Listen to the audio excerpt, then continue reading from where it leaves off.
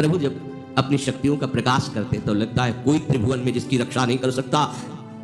उसकी रक्षा के लिए माँ भवानी दुर्गा अपना भयानक रूप धारण करके महिषासुर आदि दैत्यों का मर्दन करती है। प्रभु है उस रूप में, दूसरा नहीं है। उनकी सामर्थ्य कितनी है? दुर्गा कोटि अमित अरिमर्दन। हरि की सामर्थ्य कैसी? अमित दुर्गाओं जैसी।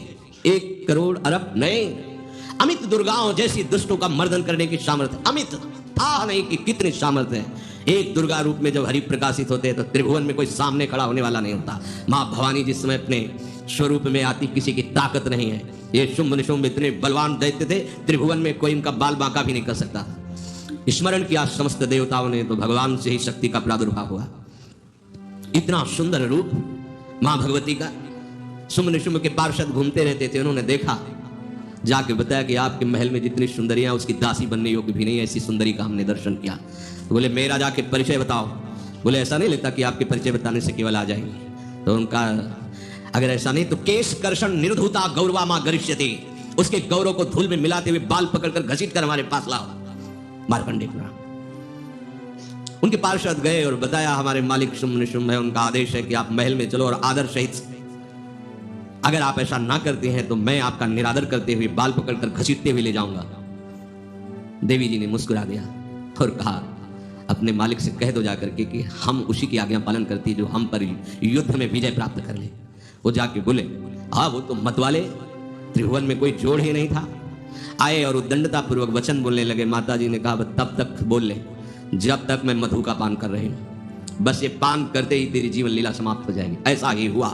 जो ही पान करके सिंह पर सवार होकर गर्जना की, सारा का सारा अहंकार धूल दूषित होकर काट के फेंक दिया। ऐसी अनंत अमित दुर्गाओं जैसी सामर्थ्य हमारे प्रभु श्री हरि में, अमित दुर्गाओं जैसी, क्योंकि अनंत शक्तियों के स्वामी हैं। उनकी लीला में क्यों में अरे वो जब करुणा करते हैं, अपनी महिमा से उतरते हैं, तो भक्त जब ऐसे कर देता है तो डर जाते हैं। माधोदास बाबा ने कहा नहीं चलना तुम्हें ब्रज में, हम तुम्हारी कहां तक सेवा देखेंगे, तुम्हें बाल भोग राजभोग, बाबा जी हैं कभी मिला कभी यही रहो, कोई बाबा आपके बिना नहीं रह सकते। दोबारा बोल नहीं पाए जगन्नाथ। ये सुन करके हृदय बलिहार होता है। ओ ऐसे सामर्थ्यशाली प्रभु अपने भक्त के प्रेम प्रणय पर भी कितना डरते हैं। ये भक्त नाच पड़ता है। ये कुतर्क की संशय की वृत्ति यहां प्रवेश नहीं करती। दुर्गा कोटि अमित अरिमर्दन, अमित गिनती नहीं ऐसी अनंत दुर्गाओं जैसी शक्ति हमारे प्रभु में विराजमान है। शक्र कोटि सत सरिष विलासा, अरबों इंद्र जैसा विलास प्रभु में। अरबों, एक इंद्र त्रिभुवनपति है, अरबों इंद्र के समान प्रभु का ऐश्वर्य है। और नवशत कोटि अमित अवकाशा, जिसे एक आकाश के लिए गरुड़ जी से कह रहे हैं कि मच्छर से लेकर आप तक उड़ते पार पाए, बोले ऐसे अरबों आकाश के समान अवकाश है प्रभु में। मरुत कोटि सत विपुल बल, रवि सत कोटि प्रकाश, शशि सत कोटि सुशीतल, समन सकल भव त्रास। अरबों अरबों पवन के समान महान बल है। अगर त्रिभुवन में कोई बल है तो पवन में बल है, वायु बल। बड़े बलवान देव, बल में इनके समान कोई नहीं। इन्हीं के अंश से प्रकट होते पवन पुत्र हनुमान, और इन्हीं के अंश से प्रकट होते पवन पुत्र भीम। बेजोड़ बलशाली महात्मा दोनों। महात्मा बेजोड़ बलशाली। जेगिर चरण दे हनुमंता, चले उसका पाताल तुरंता। जिमी अमोघ रघुपति कर बाना, ये ही भांति चले हनु। किलकार दे तो राक्षसियों के गर्भ गिर जाते थे। ऐसे महान बली हनुमान जी। और भीम का क्या कहना है? जब ये देव पुष्प उड़ करके आया और द्रौपदी जी को दिया गया, तो द्रौपदी जी ने कहा इसका जोड़ होना चाहिए इस पुष्प का। सबसे कहा पर किसी ने नहीं सुना।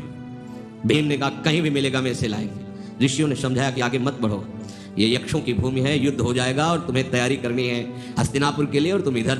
वो सब दिव्य हैं, पवन पुत्र हैं। किसकी मां ने अपने वेग को बढ़ाया तो महाभारत में पढ़ के देख लो, इनके चलने के वेग से वृक्ष उखड़ उखड़ कर गिर रहे थे। ऐसे जब चल रहे थे तो चलने के वेग से वृक्ष उखड़ जाते थे भीम के। तो हनुमान जी ने सोचा किसी के समझाए तो समझेंगे नहीं, तो आगे पवन पुत्र ही बैठ गए। बूढ़े बानर का भेष लेकर लंबी पूंछे से मार्ग में। मर्यादा है, किसी पशु को भी नहीं लांघना चाहिए। विवेकवान उपासक ऐसा नहीं कि कोई सो रहा है पशु भी आप उसे लांघ जाए, ऐसा नहीं। जो विवेक है, जो मर्यादा है, वैसे किसी सोते हुए को लांघना नहीं चाहिए। उन्होंने कहा है वृद्ध बानर ये अपनी पूंछ हटा ले और मार्ग दे दे, इस समय मैं विशेष कार्य के लिए जा रहा हूं। तो उनका जब कही दिया है वृद्ध, तो आप समझ ही रहे होगे कि वृद्ध में क्या ताकत होती है। अब मेरी ताकत पूछ हटाने की नहीं रह गई है, आपने तो वृद्ध ही कह दिया है, तो आप समझ रहे हो ना, आप पूछ हटा लीजिए। कहा हमारी आज्ञा की अवहेलना करें, ऐसे उठी नहीं, दोनों हाथ लगाया, नहीं उठी, पूरी ताकत लगा दी। पवन पुत्र भीम की पूरी ताकत लग गई, पूछ जरा से भी नहीं। हाथ जोड़ के खड़े बोले, हम समझ गए हमारे बड़े भ्राता आप हनुमान जी हैं, क्योंकि ऐसा कोई बानर सृष्टि में पैदा नहीं हुआ कि मैं उसकी पूंछ ना हिला सकूं, मैं समझ गया। तो मुस्कुराए और बैठ के बोले, हमारी आज्ञा मानो, इस मार्ग में मत जाओ, ये देव मार्ग है, ऐसे ऐसे सिद्ध है कि आपका अपराध बन जाएगा, आप शाप से युक्त हो जाएंगे, इसलिए मैं आपको मना। बोले प्रभु जब आप कृपा करके आए हो तो हमें वो रूप दिखा दो जो लंका में आपने रूप दिखाया। बोले मत उस बात की चर्चा करो, रहने दो। बोले प्रभु एक बार देखना चाहता हूं कि मेरा बड़ा भाई कितना बलवान है। हनुमान जी ने कहा फिर देख लो। कनक भूधराकार शरीरा, समर भयंकर अति बल, कांप गए। भीम हाथ जोड़ बोले स्वर्णिम कांति, वो भयानक उनका रुद्र रूप, कांप गए, भीम कांप गए। तो वायु में अगर बल में देखा जाए तो सबसे ज्यादा वायु बलवान है। भगवान कैसे है? मरुत कोटि सत विपुल बल, अरबों वायु जैसी महान ताकत हमारे प्रभु में है, संशय नहीं। वो अगर छोटी सी कार्य के लिए सहयोग लेते हैं, ए उठवा दो, ऐसा कर, भक्तों के साथ वो विनोद करते, लीला करते हैं, नहीं उनमें बल कितना है। ऐसे पवन पुत्र हनुमान जिनके चरणों को ऐसे गोद में लिए रहते हैं। एक उपनिषद में चरित्र आता है कि असुरों पर विजय प्राप्त करने के कारण देवताओं को गर्व हो गया और सभा में नृत्य गान चल रहा था। भगवान जब किसी पे गर्व करते हुए देखते हैं तो उनको अच्छा नहीं लगता। फिर सृष्टि के विधान के प्रधान अधिकारी जब देवतागण और देवराज इंद्र और उन्मत्तता, विजयश्री में उन्मत्तता आ जाती है, तो भगवान ने एक यक्ष का रूप धारण किया और सभा के प्रधान द्वार पर दिखाई दिए। देवराज इंद्र ने कहा कि पता लगाओ ये कौन है, बिना आज्ञा के बिना सूचना के कैसे आ गया है, क्योंकि त्रिभुवनपति है ना।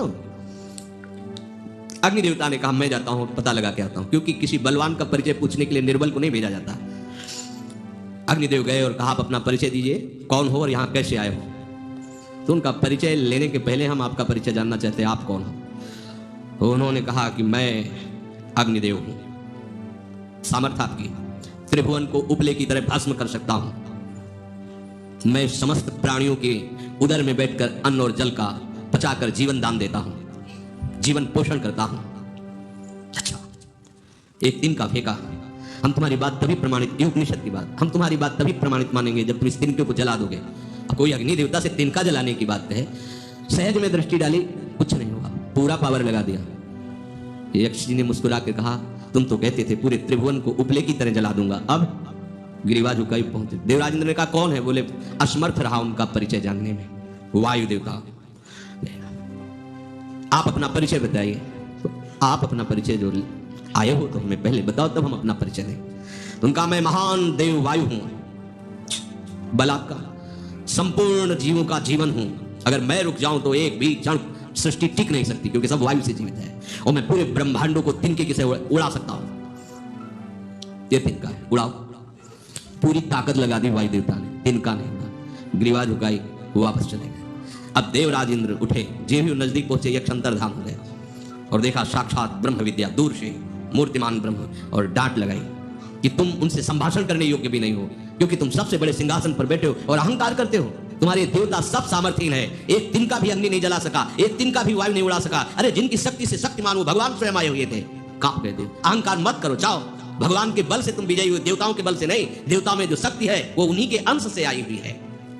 अरबों वायु के समान महान बलशाली हमारे श्री हरि, अरबों सूर्यों के समान उनका प्रकाश, अरबों सूर्यों के समान प्रकाश, अरबों चंद्रमाओं के समान सुशीतलता, समस्त भयों और दुखों का नाश करने वाले प्रभु श्री हरि। काल कोटि सत सरिसती, दुस्तर दुर्ग दुरंत, धूम के तु सत कोटि सम, दुराधरस भगवंत। अरबों कालों की सामर्थ्य, अरब नहीं, अरबों कालों की सामर्थ्य भगवान, एक काल अनंत ब्रह्मांडों में तांडव मचाए रखा है। अरबों काल, अमित बलशाली, अत्यंत दुस्तर, दुर्गम, दुरंत, कौन? प्रभु श्री हरि।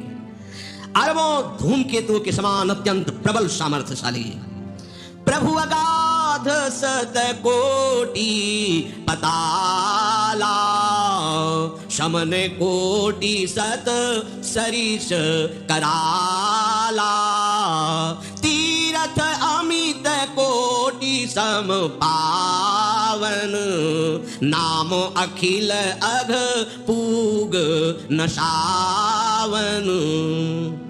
कितने अथाह हैं प्रभु, बोले अरबों पाताल से भी बढ़कर, अरबों पाताल से भी बढ़कर गहरे हैं, कोई था नहीं पा सकता।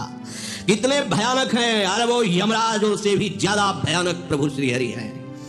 अनंत कोटि तीर्थों को भी पावन करने वाले परम पवित्र जिनके श्री चरण है वो तीर्थपाद श्री हरि हैं। अनंत तीर्थों की उनका नाम ही संपूर्ण विश्व के पाप समूहों का नाश करने में समर्थ है।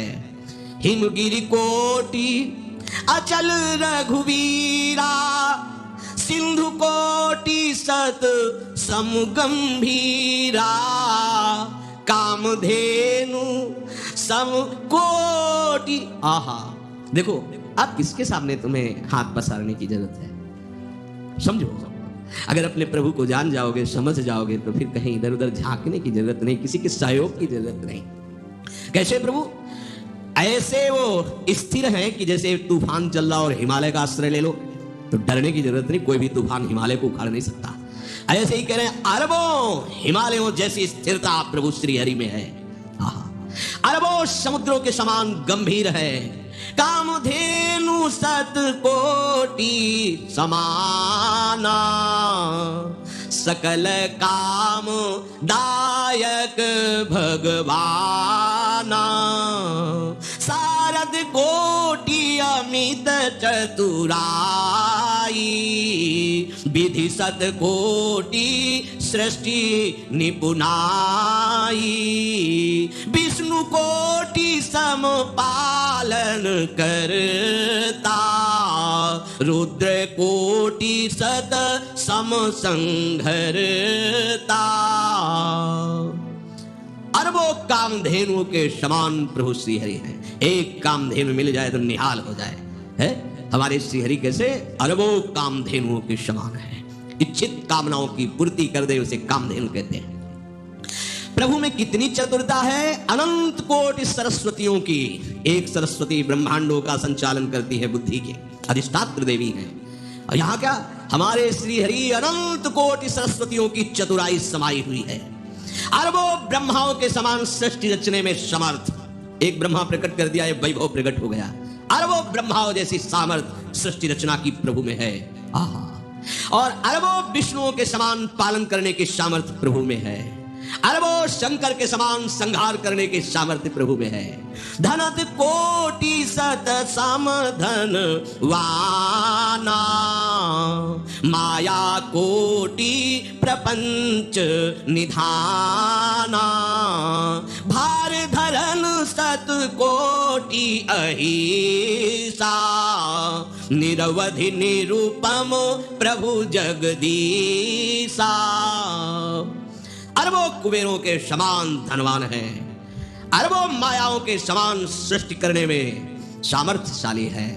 अरबों शेष भगवान के समान अनंत भार उठाने में समर्थ है। जगदीश्वर प्रभु श्री हरि की कोई उपमा कोई सीमा नहीं है, ये उपमा रहित और सीमा रहित है।